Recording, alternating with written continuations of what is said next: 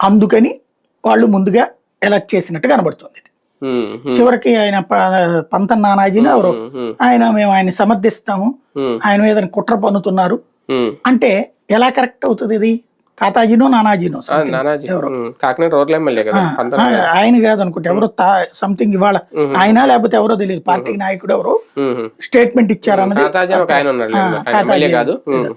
ఆయన అనుకుంటా స్టేట్మెంట్. వీళ్ళిద్దరిలో ఎవరిదో ఒక పేరు జీ ఉంది చివరి పేపర్ లో చదివిన మొక్క స్టేట్మెంట్.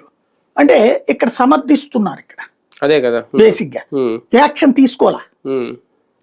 వాళ్ళేమో చోటా మోటా కిరణ్ రాయల్ కెపాసిటీ ఎంత, లేకపోతే అతని కెపాసిటీ ఎంత, జానీ మాస్టర్ వాళ్ళకు ఉన్నది పార్టీలో పదవులు. వాళ్ళ విషయంలో పక్కన పెట్టి ఎమ్మెల్యే అయితే దాచిపెడతావు మనం. ఒకటి ఇతను అమ్మాయిని రేప్ చేశాడు, లేకపోతే అమ్మాయి ఇతని ట్రాప్ చేసింది, ఈ రెండు పబ్లిక్ చర్చకి అంతే. చట్ట ప్రకారం అయితే కేసే అంతే, ఆధారాలు చూపిస్తుందిగా. వయసులో అంటే అమ్మాయిది రేపు కేసు నిలబడదండి, ఒకటి క్లియర్. ఎందుకంటే 15 నెలల పాటు నేను ఉన్నాను, 3 సార్లు నాకు అబార్షన్ చేయించాడంటే అది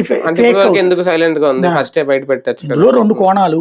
ఒకటి అమ్మాయి బాగుంది కాబట్టి అక్రమ సంబంధాన్ని ట్రై చేసుకున్నాడు, లేదా అమ్మాయి ట్రాప్ చేసి ఆయనతో క్లోజ్ అయ్యి ఏదైనా జరిగి ఉండొచ్చు.